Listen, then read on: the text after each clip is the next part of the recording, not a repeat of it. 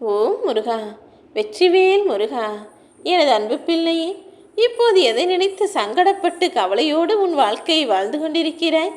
உன் சங்கடங்கள் எல்லாவற்றையும் தீர்த்து சந்தோஷத்தை கொடுப்பதற்காக தானே திருச்செந்தூர் முருகன் உன்னை தேடி வந்துள்ளேன். நீ நினைத்த காரியங்களிலெல்லாம் நிச்சயமாக நீ வெற்றி பெறுவாய் என இப்போதே உனக்கு நான் வாக்கு கொடுக்கிறேன். தேவையில்லாமல் கண்டதை நினைத்து கவலை கொள்ளாதே. உனக்கான நல்ல நேரம் இப்போது உன்னை தேடி வந்துவிட்டது தானே. இனிமேல் உன் பிரச்சனைகள் எல்லாம் இருந்த தடம் தெரியாமல் மறைந்து போகப் போகிறது. எப்போது எந்த பிரச்சனை என வந்தாலும் சரி, அதை சரி செய்வதற்கு முதல் விஷயம் நீ பொறுமையோடு இருப்பதுதான். நீ பொறுமையோடு எல்லா விஷயங்களையும் கையாளத் தொடங்கினாலே அதன் பிறகு நடக்கக்கூடிய நிகழ்வுகள் எல்லாம் நிச்சயம் உனக்கு சாதகமான முடிவைத்தான் கொடுக்கும். அனைத்தையும் சகித்து கொண்டு வாழ்ந்து கொண்டிருக்கும் முன் வாழ்வில் கஷ்டத்தை நிரந்தரமாக கொடுத்து விட மாட்டேன் என் செல்வமே. இப்போது எந்த விஷயம் உன் மனதை கவலைக்கு உள்ளாக்கி உனக்குள் சங்கடத்தை உருவாக்கி இருக்கிறதோ அதை சரி செய்யத்தான் நான் வந்துள்ளேன். தன்னம்பிக்கையும் மற்றவர்களுக்கு நல்லது செய்ய வேண்டும் என்ற நல்ல எண்ணமும், உனக்கு யாராவது நல்லது செய்தால் அதை திரும்ப செய்துவிட வேண்டும் என்ற நன்றி உணர்வும் உனக்குள் இருக்கும்போது பிரச்சனைகள் எப்படி உன்னை ஆண்டு விட முடியும்? பிரச்சனைகளை நான் துரத்தி அடிக்கிறேன். எல்லா விஷயங்களையும் நீதான் ஆள வேண்டுமே தவிர உனக்கு மீறி உன்னை ஆள்வதாக எந்த விஷயமும் இருக்கக்கூடாது. எவ்வளவுதான் மழை பொழிந்தாலும் ஆறுகளும் ஓடைகளிலும் எல்லாவற்றிலும் நீர் நிறைந்து காணப்பட்டாலும் கூட இது எல்லாம் கடலில் தானே போய் சேருகிறது. அவ்வளவு தண்ணீரும் கடலில் போய் சேர்ந்தாலும் கூட கடலில் ஏதாவது மாற்றத்தை உணர்ந்திருக்கிறாயா? எப்போதும் போல கடலில் அலைகள் வந்து போகும். கடலின் மட்டமும் மிக பெரிய அளவு உயர்வதோ இந்த உலகத்தை அழிப்பதோ கிடையாது. அது எப்படி என்ன நேர்ந்தாலும் எதை வந்து சேர்ந்தாலும் போனாலும் விட்டு விலகினாலும் கூட ஒரே மாதிரி கடல் காட்சியளிக்கிறதோ அப்படிதான் நீயும் உன் வாழ்வில் என்ன நடந்தாலும் சரி, என்ன நிகழ்ந்தாலும் சரி, எது வந்தாலும் சரி போனாலும் சரி, இன்பத்தையும் துன்பத்தையும் ஒரே மாதிரி மனதிற்குள் கையாள பழகிக்கொள்ள வேண்டும். உன்னோடு நான் இருக்கும்போது நீ ஏன் பயப்படுகிறாய்? எப்போது எங்கே என்னை நீ அழைத்தாலும் உன்னை காப்பாற்றுவதற்காக நான் ஓடோடி வருவேன் என்பதை அறிவாய்தானே.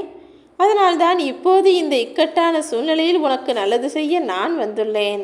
உனக்கான செம்மையான வாழ்க்கையை நான் உருவாக்கி தருவேன். தேவையில்லாமல் நீ கவலை கொள்ளாதே.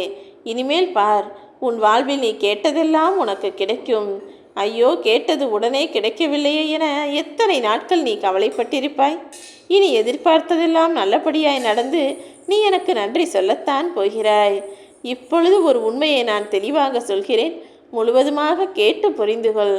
நீ நினைத்தது நடக்காமல் போகும்போது மனம் சோர்ந்து போய்விடக்கூடாது. இதைவிட சிறப்பான ஒன்று நம் வாழ்வில் நடக்கப் போகிறது. அதனால்தான் என் அப்பன் முருகன் என்னை இப்படி சோதனை செய்கிறார் என்பதை உண்மையாக முழுமையாக புரிந்து கொள்ள வேண்டும். காலமும் நேரமும் அனைத்தையும் மாற்றும். அப்படிதான் உன் வாழ்க்கையையும் நான் சிறப்பாய் மாற்றுவதற்காக காத்திருக்கிறேன். காலத்தை விட அற்புதமான மருந்து என இங்கு எதுவுமே இல்லை என் செல்வமே. கொஞ்சம் பொறுத்திருக்க கற்றுக்கொள். எல்லாமே இனி உனக்கு நல்லதாக நடக்கும். இந்த உலகத்தில் பிறந்த எல்லா மனிதர்களாலும் எல்லாவற்றையும் எல்லா விஷயங்களையும் அடைய முடியும் என்றுதான் நான் விதியை எழுதி வைத்திருக்கிறேனே தவிர இவருக்கு இது கிடைக்கும், இவருக்கு இது கிடைக்காது என யாரையும் எதற்கும் தகுதி இல்லாதவர்கள் என நான் எழுதி வைக்கவே இல்லை.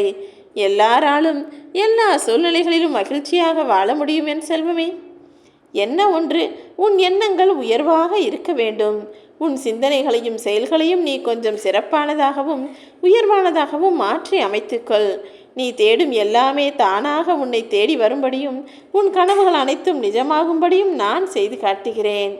உன்னை விட்டு விலகி போகும் பொய்யான உறவுகளை நினைத்து வருத்தப்படவோ வேதனை அடையவோ வேண்டாம் என் செல்லமே.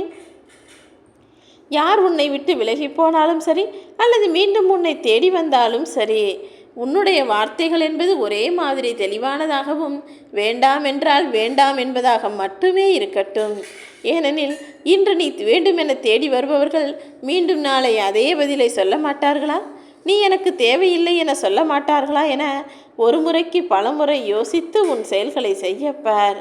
உன்னை தட்டி கொடுக்கக்கூடிய நம்பிக்கை உன்னிடமே இருக்கட்டும். உன்னை வழிநடத்தக்கூடிய தன்னம்பிக்கையை எப்போதும் உனக்குள் வைத்துக்கொள். உன்னுடைய நடத்தை தானே உன்னை கௌரவிக்கிறது. உன்னுடைய புன்னகைதானே உன்னை அழகான ஆளாக மாற்றுகிறது.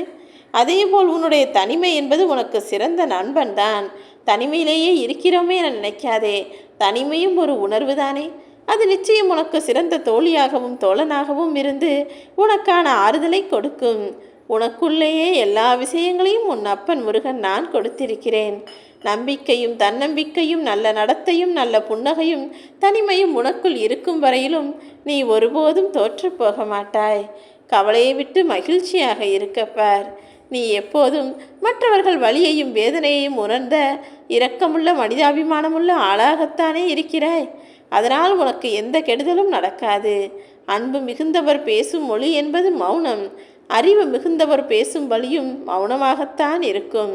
பேசுவது ஒரு திறமை என்றால் பேசாமல் இருப்பது அதைவிட பெரிய திறமை அல்லவா?